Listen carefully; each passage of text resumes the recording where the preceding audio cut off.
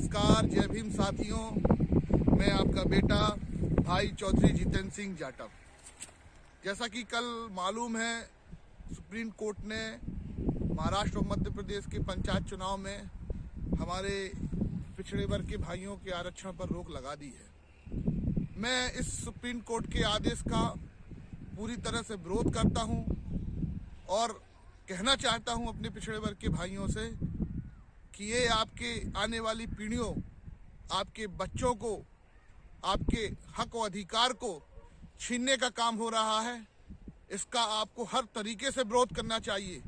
और जो हमारे पिछड़े वर्ग के नेता, मंत्री, मिनिस्टर सत्ता और शासन में बैठे हैं, जो अपनी आवाज को बंद किए हुए हैं, समाज इन्हें जनप्रतिनिधि बना के इसलिए भेजता है कि हमारे समाज, हमारे लोगों पर हो रहे अत्याचार की आवाज उठाएंगे।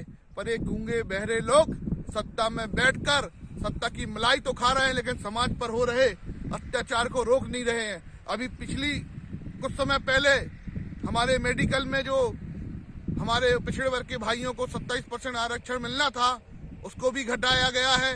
मध्य प्रदेश में भी आपके जो कमलनाथ सरकार ने, हमारी कांग्रेस सरकार ने 27% आरक्षण को मध्य प्रदेश में लागू कराया था, उसको भी इनने कोर्ट के माध्यम से 14% कर दिया है। और अब तो हद हो गई है। इतने बड़े पंचायत चुनाव में हमारे पिछड़े वर्ग के भाइयों को कोई आरक्षण नहीं मिलेगा। ये तो सीधे सीधे अन्याय हो रहा है और इस अन्याय के खिलाफ आप सबको उठना होगा। याद करिए कि जब अनुसूचित जाति और जनजाति के जो एट्रोसिटी एक्ट को खत्म करने की बात आई थी, 2 अप्रैल में पूरा भारत बंद हुआ था। हमारे पिछड़े वर्ग के भाइयों ने, SC/ST के भाइयों ने शासन सत्ता को उनकी औकात बता दी थी। लोग कहते हैं कि सबसे बड़ा कोर्ट सुप्रीम कोर्ट होता। मैं कहता हूं सबसे बड़ा कोर्ट सुप्रीम कोर्ट नहीं होता। सबसे बड़ी अदालत, सबसे बड़ा कोर्ट जनता की अदालत होती है।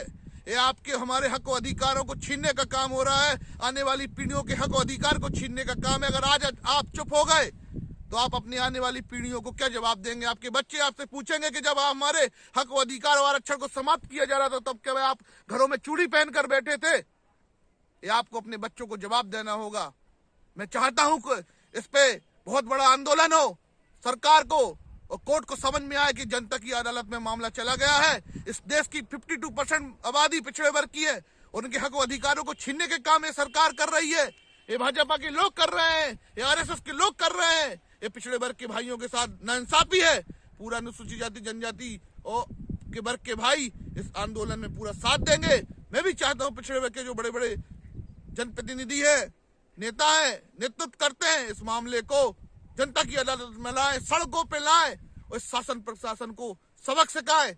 जब इन्हें लगेगा कि समाज जाग गया है, ये घुटनों में आएंगे और यही लोग